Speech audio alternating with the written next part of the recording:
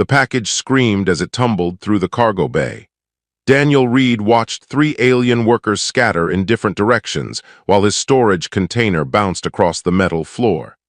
Inside that container was Brutus, and judging by the angry chittering sounds, the honey badger was not happy about the rough handling. "Careful with that," Daniel shouted, running toward the box.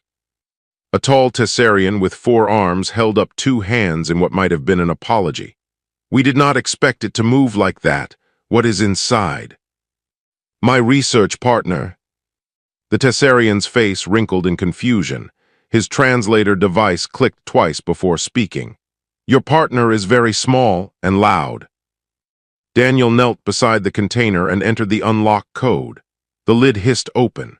Brutus poked his flat head out, sniffed the air, then climbed onto Daniel's shoulder like this was the most natural thing in the galaxy. The honey badger's claws dug into the fabric of his jacket as those dark eyes surveyed the cargo bay with obvious suspicion. The 3 alien workers took several steps backward. "That is your research partner?" The Tessarian sounded doubtful. "This is Brutus. He's a honey badger from Earth." "It looks angry." "He usually looks like that," Daniel said. "It's just his face." The cargo bay doors opened, and a woman in a crisp blue uniform walked in. Her badge identified her as Station Commander Valen, though Daniel had already memorized her file during the 3-month journey here. She was Tessarian like the cargo worker, but her 4 arms moved with military precision instead of nervous energy. "Dr. Reed, welcome to Research Station Osiris." Her voice was formal but not unfriendly. "I see you've brought your specimen." "Brutus isn't a specimen. He's part of my team." Commander Valen's eyes narrowed as she looked at the honey badger. Brutus stared back without blinking. The silence stretched for several seconds before she spoke again. "I read your file. You study Earth predator behavior and intelligence. But Dr. Reed, this station houses 47 species from across the Galactic Union. Many of them have never seen an Earth creature. Some might find your companion threatening. Brutus won't hurt anyone unless they hurt him first." "That is exactly what concerns me." Valen gestured toward the corridor. "Come, I will show you to your quarters. Your animal needs to stay in proper containment." "When you are not conducting research." Daniel wanted to argue but decided against it. He was the new arrival here, and Valen was clearly someone who valued rules and order. He followed her through the winding passages of the station while Brutus rode on his shoulder, occasionally sniffing at passing crew members who gave them a wide berth. The research station was bigger than Daniel expected. Corridors branched in multiple directions, each one marked with symbols from different languages. Through windows along the outer hull, he could see stars stretching into infinity. Somewhere out there, beyond the edge of neutral space, the Kryn Collective was expanding its territory. Everyone knew it. Nobody wanted to talk about it. "Your quarters are in Section 7, Valen said. "You will share laboratory space with Dr. Harris from Earth and Dr. Quillen from Andros 4. They study communication patterns between species." "Will Brutus be allowed in the lab?" "In a proper enclosure, yes. But Dr. Reed, I must be clear. If your creature causes any incidents, any injuries to crew members, I will have it removed from this station immediately." Brutus made a soft huffing sound. Daniel scratched behind the honey badger's ears, feeling the familiar coarse fur under his fingers. "Understood, Commander." They reached his quarters, a small room with a bed, desk, and a wall screen showing station news. Valen handed him a data pad with orientation materials and access codes. "Dinner is served in the main hall at 1900 hours. I suggest you attend. It helps to know your fellow researchers." She paused at the doorway. "And Dr. Reed, keep that thing on a leash." "Brutus doesn't do leashes." Valen's expression suggested she thought that was a mistake, but she left without further comment. Daniel set up Brutus's sleeping area in the corner, a padded box with familiar blankets from Earth. The honey badger explored every centimeter of the room, sniffing corners and scratching at walls. This was his routine in new places, mapping territory and checking for threats. "It's going to be fine," Daniel said, more to himself than to Brutus. "They just don't understand you yet." Hours later, Daniel made his way to the dining hall. The room buzzed with conversation in a dozen different languages, all filtered through translator devices into something resembling coherent speech. He spotted Harris, the other human researcher, sitting with a group of Quilnari whose skin shifted through different colors as they talked. "Fresh meat," Harris called out, waving Daniel over. "How was the trip?" "Long, where's the food?" Harris pointed to a serving area where crew members lined up in front of dispensers. "Fair warning, the stuff that's safe for humans tastes like cardboard. I've been living on nutrition bars I brought from Earth." Daniel grabbed a tray and sat down. The Quilnari next to him leaned over, eye stalks bending in his direction. "You are the one with the dangerous pet, yes?" Word traveled fast on a research station. "Brutus isn't dangerous, he's just protective." "Protective of what?" "Me, his family, anyone he decides to trust." The Quilnari's skin flashed yellow, which Daniel's data pad translated as amusement. "An animal that chooses who to protect? That is unusual." Before Daniel could respond, alarms shrieked through the dining hall. Red lights flashed along every wall. Commander Valen's voice boomed through the speakers. "All personnel, this is not a drill. Kryn warships have entered our sector. They are demanding we surrender the station and accept their territorial claim. Battle stations. Now." The dining hall erupted into chaos. Daniel ran. Explosions rattled the station's outer hull. Daniel felt the vibrations through his boots as he sprinted down the corridor toward his quarters. Around him, researchers and technicians scattered in every direction. Some ran toward emergency stations, others just ran. A Tessarian security officer grabbed his arm. "Non-combat personnel, Section 9, move." "I need to get to my room first." "No time. The Kryn are boarding through airlocks 3 and 7. Daniel pulled free and kept running. Section 7 was close. Brutus was alone in those quarters, and there was no chance Daniel was leaving him behind. The lights flickered as another explosion hit somewhere deeper in the station. Emergency systems kicked in, bathing the corridors in red light that made everything look like blood. His door was still sealed. Daniel punched in his code and practically fell inside. Brutus stood in the center of the room, fur bristled, making that low, growling sound that meant he was ready to fight something. "Come on, buddy, we need to move." He reached for the honey badger, but Brutus dodged his hand and ran toward the door. Another explosion made the floor. Tilt, Daniel stumbled, caught himself against the wall and looked up to see his door sliding open. Brutus was already gone. "No, Brutus, come back." Daniel chased after him, but honey badgers were faster than most people expected. Brutus disappeared around a corner, heading away from the safe zones and toward the sound of weapons fire. The corridor ahead showed scorch marks on the walls. Bodies lay motionless on the floor, both station security and Kryn soldiers in their distinctive black armor. The Kryn were massive creatures, easily 7 feet tall with thick scales covering their bodies. They carried weapons that fired bolts of superheated plasma. One of them stood over a wounded Tessarian guard, raising its weapon for a final shot. Daniel pressed himself against the wall, trying to stay invisible. He was a researcher, not a soldier. His only weapon was a data pad and whatever knowledge he carried in his head. But he could not look away as the Kryn aimed at the injured guard. The guard's eyes went wide, not looking at the Kryn but at something behind it. Brutus hit the soldier from the side, claws finding gaps in the armor joints. The Kryn roared and spun around, trying to grab the small creature, but Brutus was already moving. He went for the throat, the weak spot Daniel had studied in dozens of predator species. The Kryn staggered backward, weapons fire going wild, burning holes in the ceiling. Then Brutus was gone, disappearing into a ventilation shaft before the soldier could recover. Daniel ran to the injured guard. "Are you okay?" The Tessarian clutched his wounded leg, all 4 arms shaking. "What was that thing?" That was Brutus. Can you walk? I think so. Daniel helped him up and they limped toward the safe zone. Behind them, more Kryn soldiers poured into the corridor. Weapons fire lit up the space like lightning. Daniel did not look back.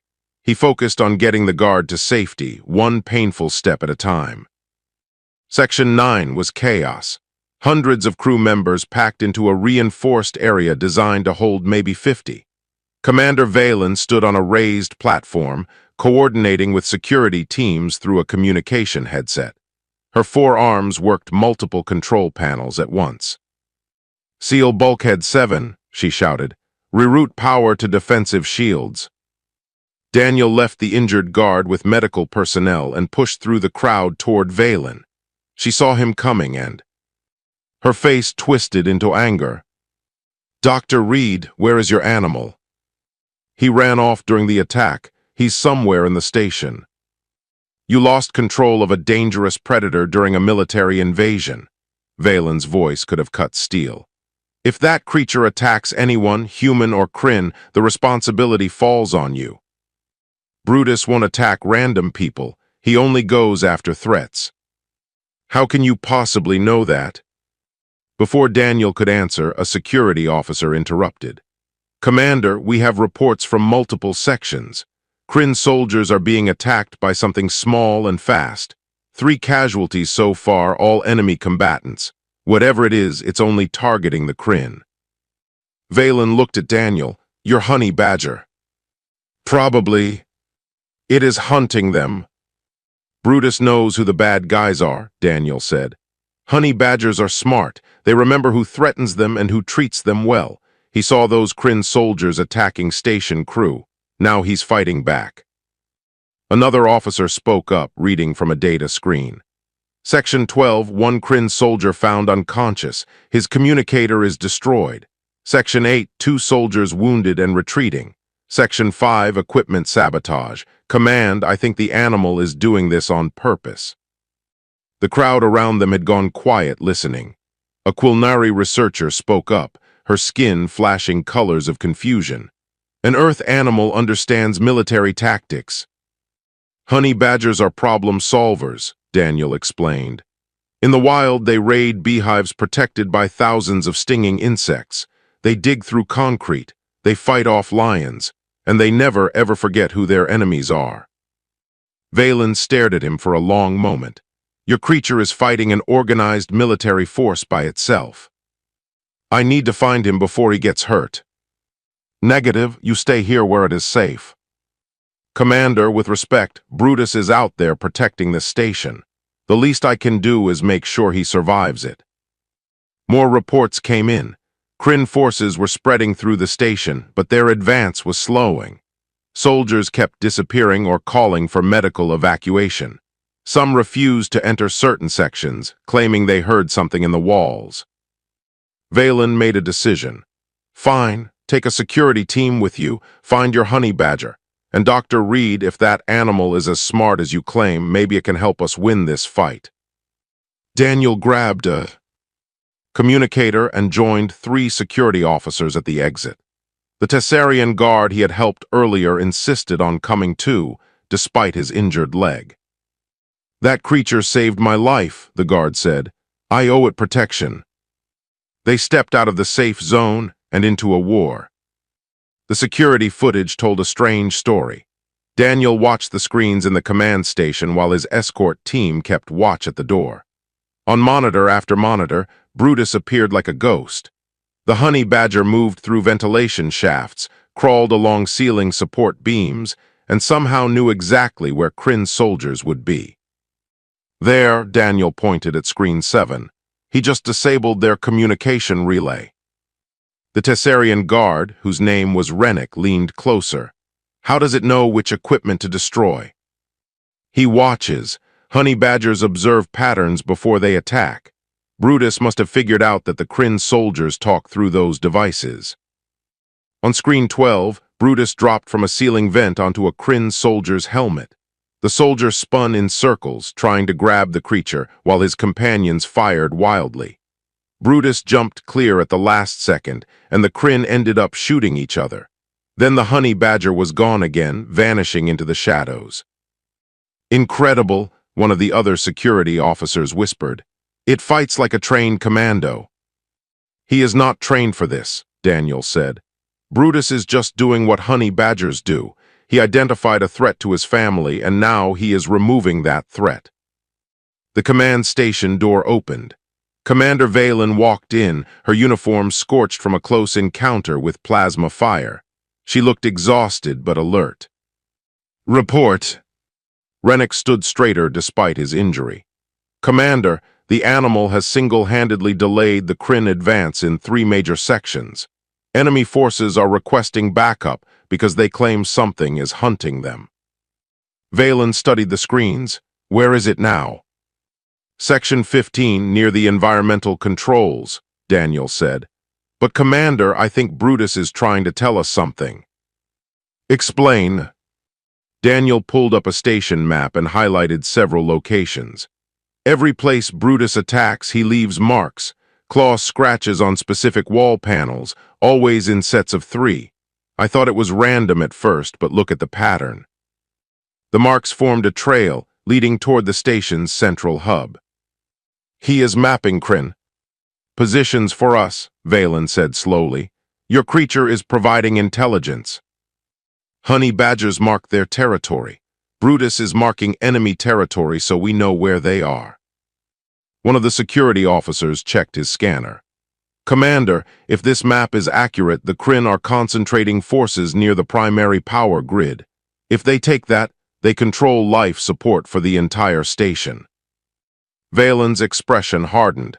"We need to reinforce that position immediately." "Wait," Daniel said. "Look at this." He rewound footage from Section 15. Brutus appeared on camera, looked directly at the lens, then ran down a specific corridor. He stopped, looked back at the camera again, then continued running. "He wants us to follow him." "Dr. Reed, that is a significant assumption." "Commander, honey badgers are smart enough to use tools. They understand cause and effect. Brutus knows these cameras exist. He is looking at them deliberately." Rennick spoke up. "Permission to take a team and follow the animal's trail, Commander." Valen considered this for 3 long seconds. "Granted. Take 6 officers. Dr. Reed goes with you. If that creature is leading us into a trap, I want someone there who understands it."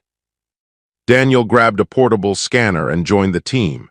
They moved through the damaged corridors, following the path Brutus had taken on camera. The station groaned around them, damaged systems struggling to maintain pressure and oxygen levels. Bodies lay scattered in some sections, both Kryn and station crew. Daniel tried not to look at them too closely. "Contact ahead," one officer whispered. Through a doorway, Daniel saw 4 Kryn soldiers setting up some kind of device near a power junction.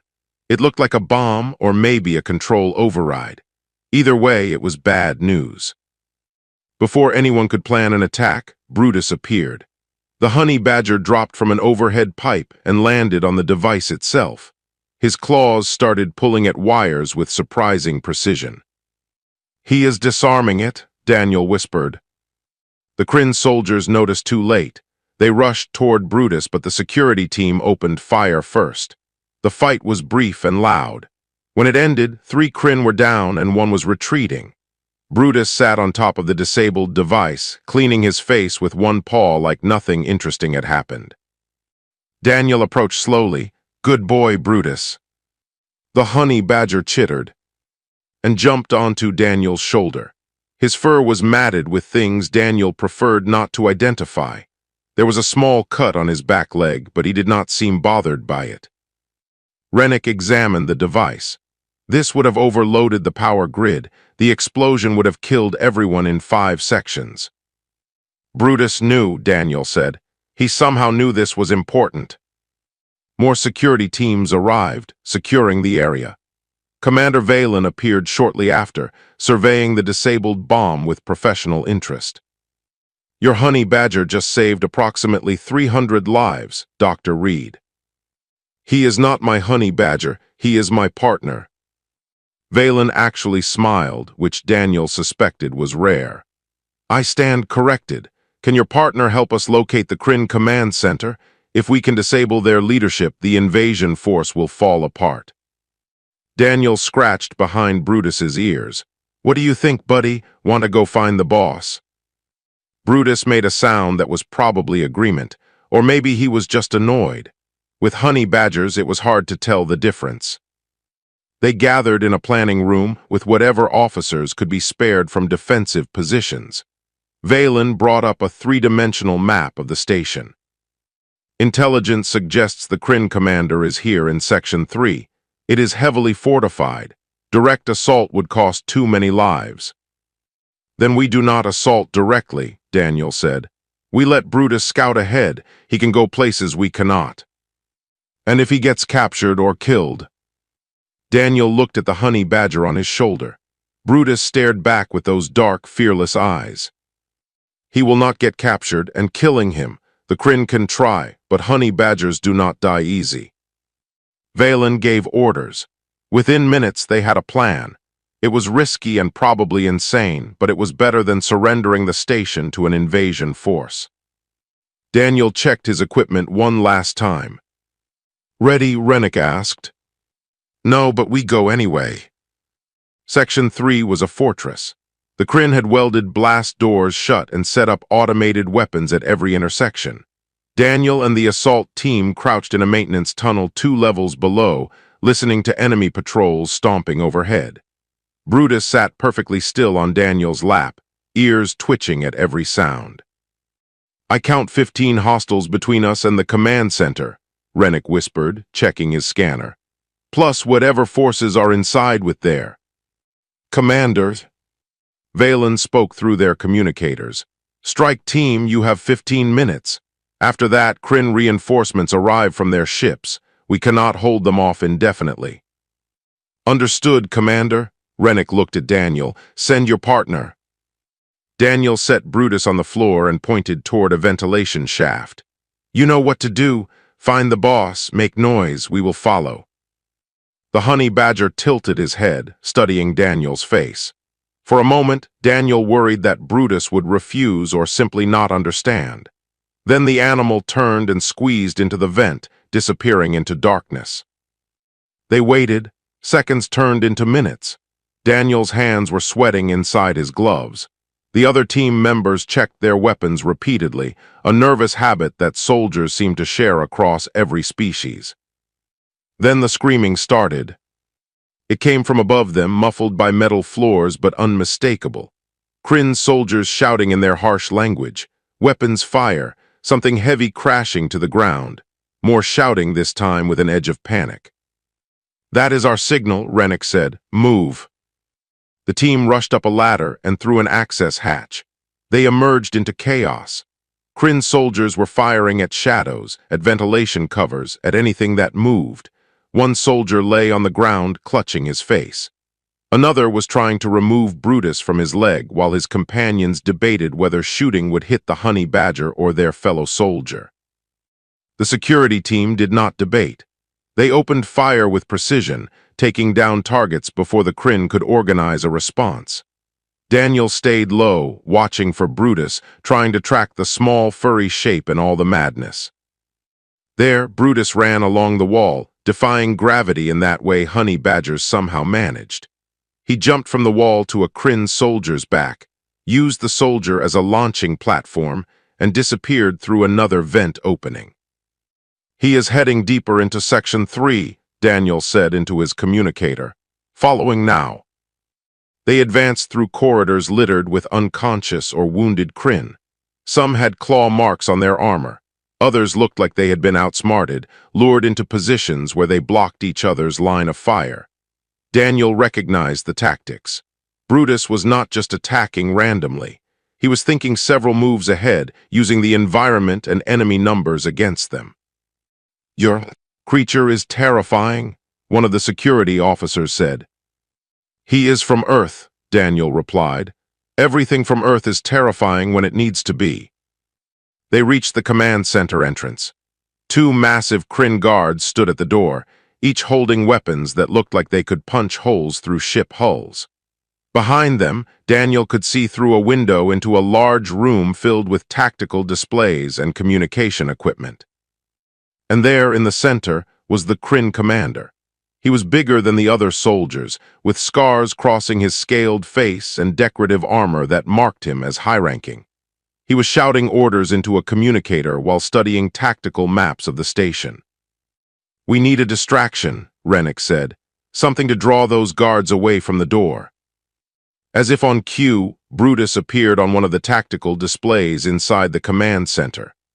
The honey badger was somehow inside the room, perched on top of a computer bank, staring directly at the Kryn commander. The commander noticed. He turned, saw Brutus, and his expression shifted from anger to something like confusion. He said something in the Kryn language. His translator device rendered it as, "How did such a small creature cause so much damage?" Brutus chittered and started pulling wires from the computer. The commander roared and drew a sidearm. He aimed at Brutus and fired. The shot missed as Brutus jumped clear, but it destroyed one of the tactical displays in a shower of sparks.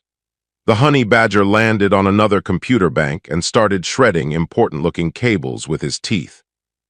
The two guards abandoned their posts and rushed into the room to protect their equipment. Rennick saw the opening and moved. His team breached the door while the guards were distracted. The fight inside was fast and brutal. Daniel stayed near the entrance, trying to spot Brutus in all the chaos. The Kryn commander was not like the regular soldiers. He moved with practiced skill, blocking attacks and striking back with controlled violence. He knocked one security officer across the room and grappled with Rennick, 4 arms against 4 arms in a contest of strength.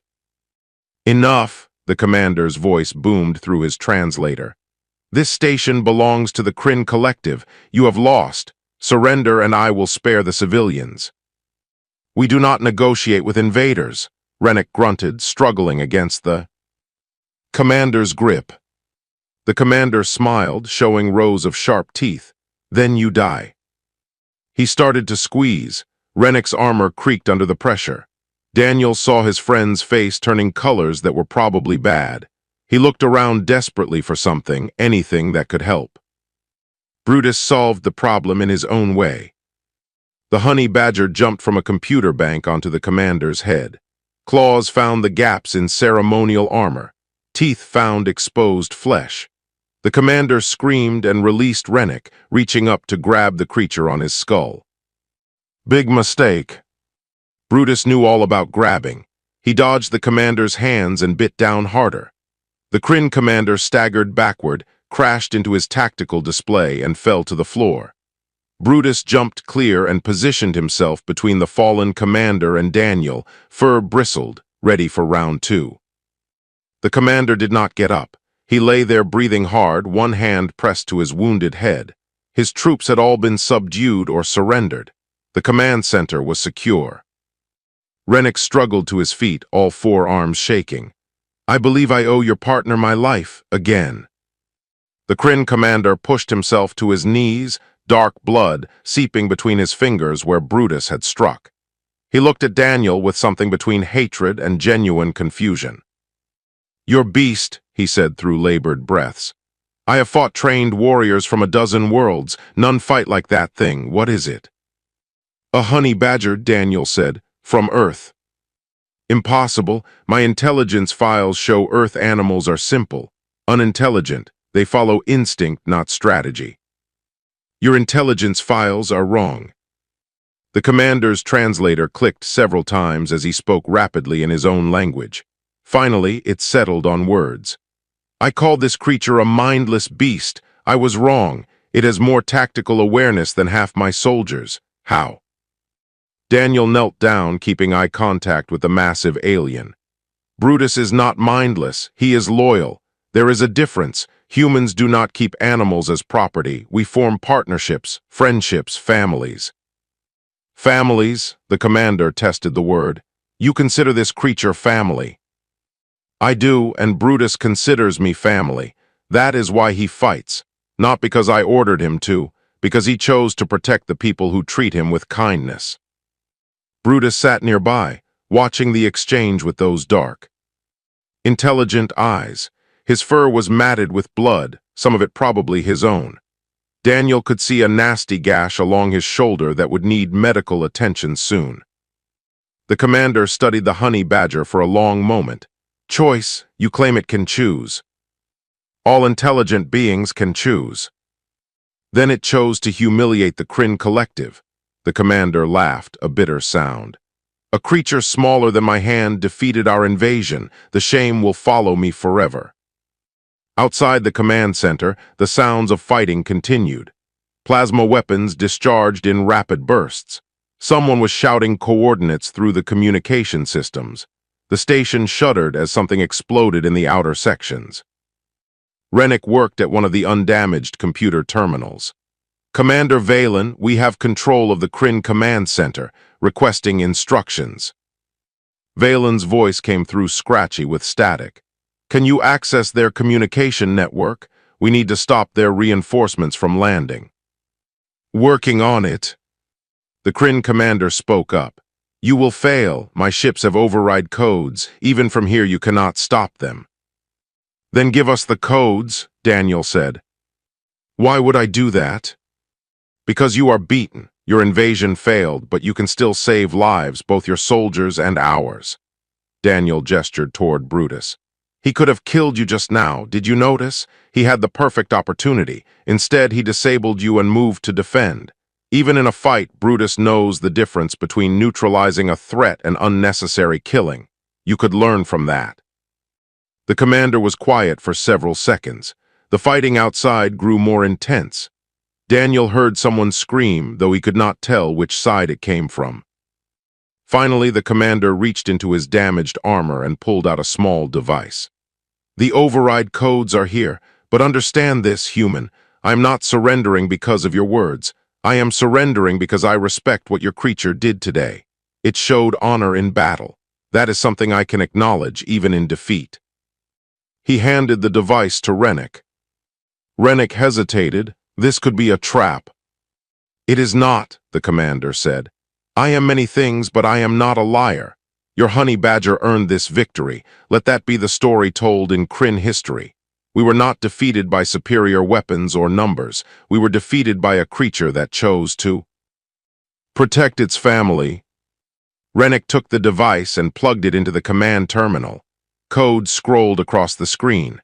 A moment later, Valen's voice erupted through the speakers. Strike team, the Kryn ships are powering down. Their landing craft are returning to the fleet. What did you do? Their commander surrendered, Rennick reported. The invasion is over. Cheering echoed through the communication channels. Daniel let out a breath he did not realize he had been holding. Brutus made a soft, chittering sound and climbed onto his shoulder, favoring his injured leg. Good boy, Daniel whispered. You did good. The honey badger started cleaning his face, apparently unconcerned that he had just stopped an interstellar invasion. Then the explosion happened. It came from somewhere deep in the station, a massive detonation that shook the floor and sent everyone sprawling. Alarms shrieked. Emergency lights flickered on. Through the command center windows, Daniel saw fire spreading through one of the lower sections. What was that? Rennick shouted. A security officer checked his scanner, face going pale. One of the bombs the Kryn planted earlier. It must have been on a timer. Section 18 is venting atmosphere. There are still people down there. Daniel was already moving before his brain caught up with the decision. He ran for the door, Brutus bouncing on his shoulder. Behind him, Rennick called out, but Daniel did not stop. Section 18 housed the civilian shelters, families, children, people who had trusted the station to keep them safe. The corridors were filled with smoke. Emergency doors were slamming shut, trying to contain the breach. Daniel pulled his jacket over his face and pushed forward. His communicator was screaming warnings about oxygen levels and structural integrity. Through the smoke, he saw them, a group of civilians trapped behind a jammed emergency door. They were pounding on the metal, screaming for help. On the other side of that door, the corridor was venting into space. They had maybe minutes before the section they were in lost pressure too. Daniel grabbed the door controls, but they were fried. Brutus jumped down from his shoulder and started examining the door frame, sniffing at the mechanism.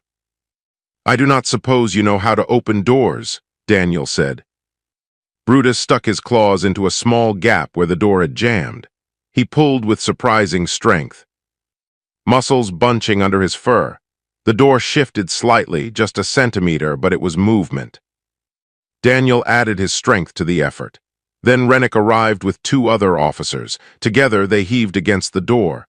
Metal groaned. The civilians on the other side pushed too. Slowly, impossibly, the door began to open. Brutus squeaked and Daniel looked down. The honey badger's shoulder was bleeding worse now, the gash reopened from the effort. But Brutus kept pulling, claws dug into metal, refusing to quit. The door opened enough for people to squeeze through. Civilians poured out, coughing and crying. Daniel counted them as they passed, 12, 15, 20. Then the section behind them explosively decompressed. The force hit like a wall, sending Daniel flying backward. Daniel woke up in the medical bay 3 days later. His head felt like someone had used it for target practice, and his left arm was wrapped in something that looked like glowing bandages. A Quilnari doctor noticed him stirring and rushed over, skin flashing concerned colors. "Dr. Reed, please remain still. You suffered a severe concussion and decompression injuries." "Brutus," Daniel croaked. "Where is he?" The doctor's skin shifted to a gentler shade. "The honey badger is alive. He is in critical care 2 sections over. Would you like me to arrange transport?" "Yes, now." They moved him on a floating gurney, too weak to walk on his own.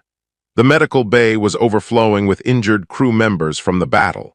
Daniel saw faces he recognized, researchers and technicians who had been strangers just days ago. Now they were survivors together. Critical care was quieter.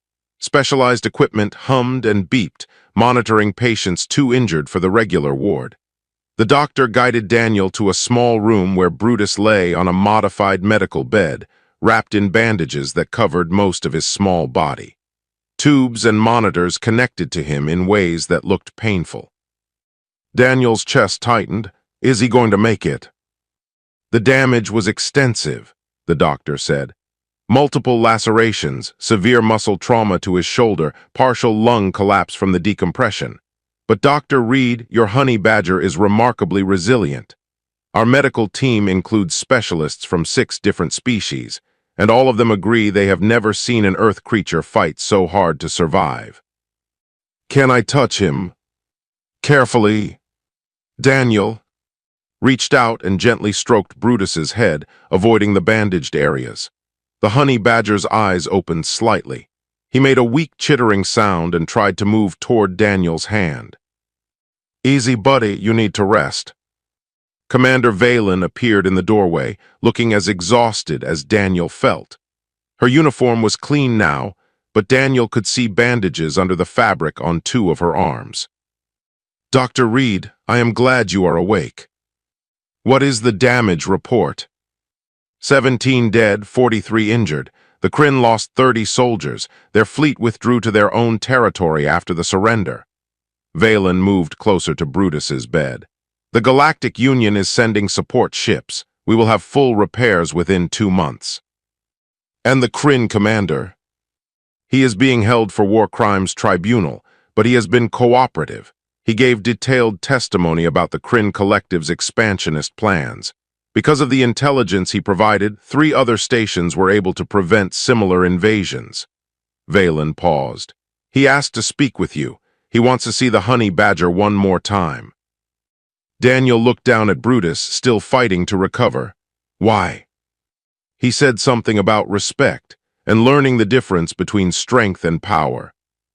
2 days later, when Brutus was stable enough to be moved, Daniel brought him to the detention area in a specialized carrier. The Kryn commander was held in a reinforced cell, his injuries treated but his freedom gone. He stood when they arrived, moving carefully around his wounded head. The creature lives, the commander said. This is good. His name is Brutus. Brutus? The commander repeated the name carefully.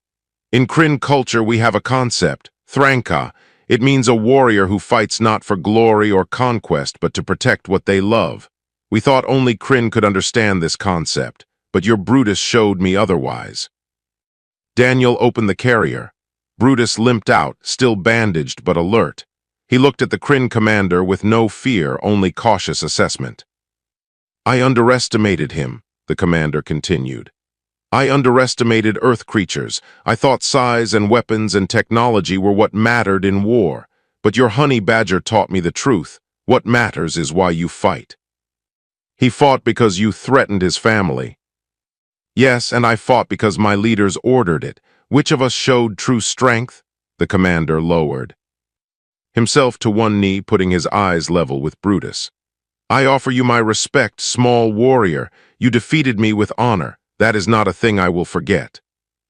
Brutus tilted his head, studying the massive alien kneeling before him. Then, in a gesture that surprised everyone, the honey badger walked forward and touched his nose to the commander's outstretched hand. Just for a moment. Then he turned and limped back to Daniel. The commander remained kneeling, staring at his hand. When he spoke, his voice was quieter. He could have attacked me just now. I am restrained, vulnerable, but he chose not to. Even after everything, he chooses mercy over revenge. Daniel picked up Brutus carefully.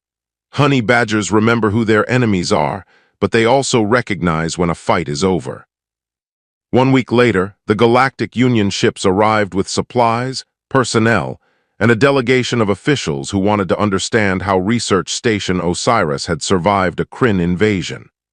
Commander Valen gave her report, highlighting the actions of her security teams, the cooperation between species, and the strategic advantage of the captured Kryn codes. She also filed a special commendation. The ceremony was small, held in the repaired dining hall where the invasion had begun. Crew members gathered, some still bearing injuries but all determined to attend. Daniel stood at the front with Brutus, who wore a special harness designed by the station's engineer to support his healing shoulder. A Galactic Union admiral, a dignified Androsian with silver scales, read from a formal document. For exceptional courage in defense of this station, for tactical intelligence that saved countless lives, and for actions beyond any expected protocol, the Galactic Union hereby awards the Star of Valor to Brutus, companion and partner to Dr. Daniel Reed. The Admiral pinned a small medal to Brutus's harness. The honey badger sniffed at it suspiciously, decided it was not food, and ignored it. The crew burst into applause. Not polite ceremony applause, but real cheering and whistling from a dozen different species. Brutus looked around at all the noise, clearly confused about what the fuss was about. Later, Daniel sat in his quarters with Brutus curled up on his favorite blanket. The honey badger's injuries were healing well. In another month, he would be back to his old self, terrorizing the station's ventilation systems and stealing food from the dining hall. A message appeared on Daniel's data pad. It was from the Galactic Union Science Council. They wanted to establish a new research program studying Earth animal intelligence and human-animal partnerships. They were offering Daniel a position as lead researcher, with full funding and his choice of location. What do you think? Daniel asked Brutus. Want to teach the galaxy about honey badgers? Brutus yawned, showing all his teeth, and went back to sleep. Daniel smiled and accepted the position. The galaxy had learned an important lesson from a small creature with more courage than sense. Earth animals were not simple. They were not mindless. They were partners, friends, and family members who could choose their own paths. And sometimes those choices changed everything. New crew members arrived over the following weeks. One young researcher made a comment about the dangers of keeping wild animals on a research station. Before Daniel could respond, 3 different crew members interrupted. That is not just a wild animal, said Rennick, now fully recovered and back on duty. That is Brutus, added a Quilnari engineer. He saved Section 18. That is the soldier who stopped a war, finished Commander Valen, walking past with her data pad. The new researcher looked confused, but it is just a honey badger. Daniel and Brutus exchanged a glance. The honey badger made a soft, huffing sound that might have been amusement. "Just a honey badger," Daniel repeated. "Sure, keep thinking that." Above his desk, the Star of Valor hung on the wall, catching the light from the stars beyond. The first medal ever awarded to a non-sapient being. Probably not the last, now that the galaxy understood what Earth creatures were really capable of. Brutus dozed in his corner, dreaming honey badger dreams of ventilation shafts and defeated enemies. Just another day for the small warrior who had chosen his side and changed the galaxy's understanding of courage, loyalty, and the true meaning of family. The end.